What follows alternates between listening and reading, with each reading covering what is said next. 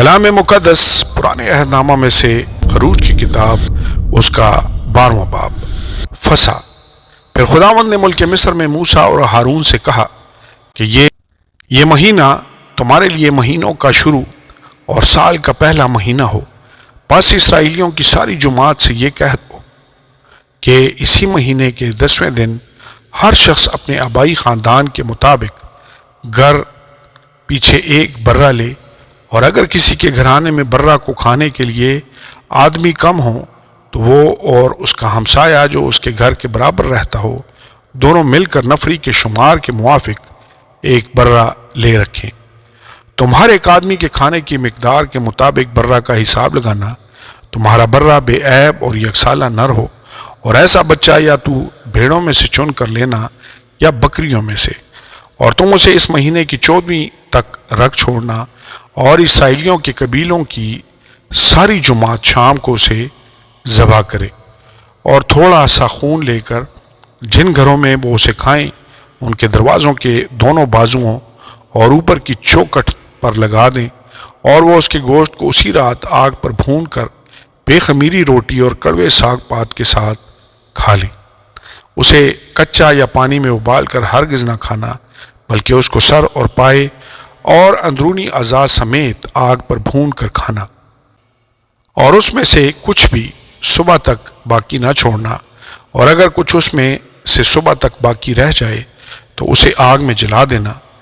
اور تم اسے اس طرح کھانا، اپنی کمر باندھے اور اپنی جوتیاں پاؤں میں پہنے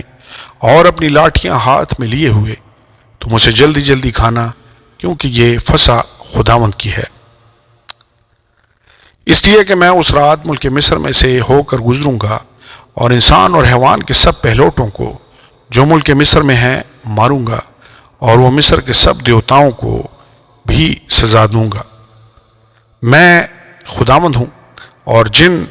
گھروں میں تم ہو ان پر وہ خون تمہاری طرف سے نشان ٹھہرے گا،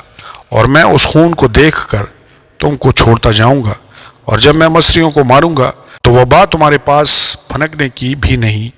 کہ تم کو ہلاک کرے، اور وہ دن تمہارے لیے ایک یادگار ہوگا، اور تم اس کو خداوند کی عید کا دن سمجھ کر ماننا۔ تم اسے ہمیشہ کی رسم کر کے اس دن کو نسل در نسل عید کا دن ماننا۔ بے خمیری روٹی کی عید۔ 7 دن تک تم بے خمیری روٹی کھانا، اور پہلے ہی دن سے خمیر اپنے اپنے گھر سے باہر کر دینا، اس لیے کہ جو کچھ پہلے دن سے 7ویں دن تک خمیری روٹی کھائے وہ شخص اسرائیل میں سے کاٹ ڈالا جائے گا۔ اور پہلے دن تمہارا مقدس مجمع ہو، اور 7ویں دن بھی مقدس مجمع ہو۔ ان دونوں دنوں میں کوئی کام نہ کیا جائے، سو اس کھانے کے جسے ہر ایک آدمی کھائے فقط یہی کیا جائے۔ اور تم بے خمیری روٹی کی یہ عید منانا، کیونکہ میں اسی دن تمہارے جتھوں کو ملک مصر سے نکال لوں گا، اس لیے تم اس دن کو ہمیشہ کی رسم کر کے نسل در نسل ماننا۔ پہلے مہینے کی 14ویں تاریخ کی شام سے 21ویں تاریخ کی شام تک تم بے خمیری روٹی کھانا۔ 7 دن تک تمہارے گھروں میں کچھ بھی خمیر نہ ہو، کیونکہ جو کوئی کسی خمیری چیز کو کھائے وہ خواہ مسافر ہو خواہ اس کی پیدائش اسی ملک کی ہو، اسرائیل کی جماعت سے کاٹ ڈالا جائے گا۔ تم کوئی خمیری چیز نہ کھانا، بلکہ اپنی سب بستیوں میں بے خمیری روٹی کھانا۔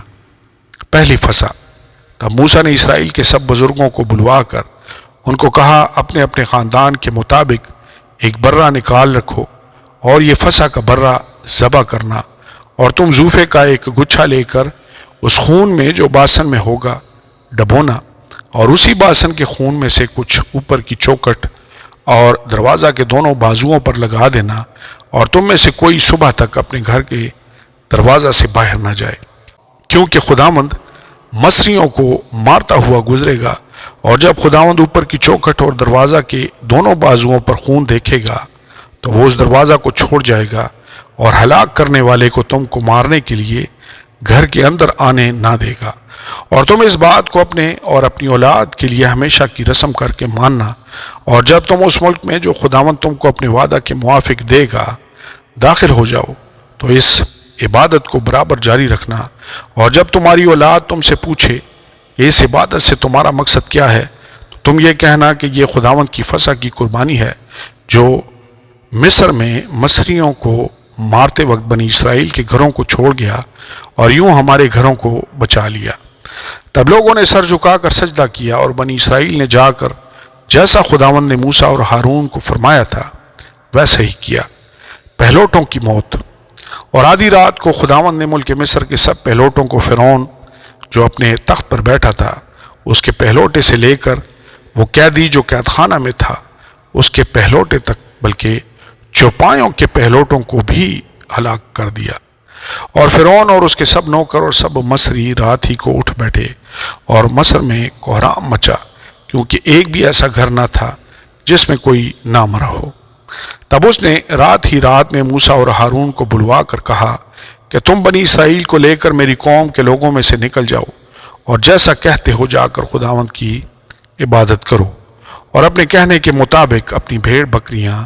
اور گائے بیل بھی لیتے جاؤ اور میرے لیے بھی دعا کرنا۔ اور مصری ان لوگوں سے بجد ہونے لگے تاکہ ان کو ملک مصر سے جلد باہر چلتا کریں، کیونکہ وہ سمجھے کہ ہم سب مر جائیں گے۔ سو ان لوگوں نے اپنے گندے گندائے آٹے کو بغیر خمیر دیے لنگنوں سمیت کپڑوں میں باندھ کر اپنے کندھوں پر دھر لیا، اور بنی اسرائیل نے موسیٰ کے کہنے کے موافق یہ بھی کیا کہ مصریوں سے سونے چاندی کے زیور اور کپڑے مانگ لیے، اور خداوند نے ان لوگوں کو مصریوں کی نگاہ میں ایسی عزت بخشی کہ جو کچھ انہوں نے مانگا انہوں نے دیا، سو انہوں نے مصریوں کو لوٹ لیا۔ اسرائیلی مصر سے نکلتے ہیں۔ اور بنی اسرائیل نے رامسیس سے سکات تک پیدل سفر کیا،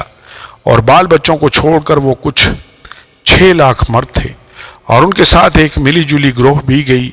اور بھیڑ بکریاں اور گائے بیل اور بہت چوپائے ان کے ساتھ تھے، اور انہوں نے اس گندے ہوئے آٹے کی جسے وہ مصر میں سے لائے تھے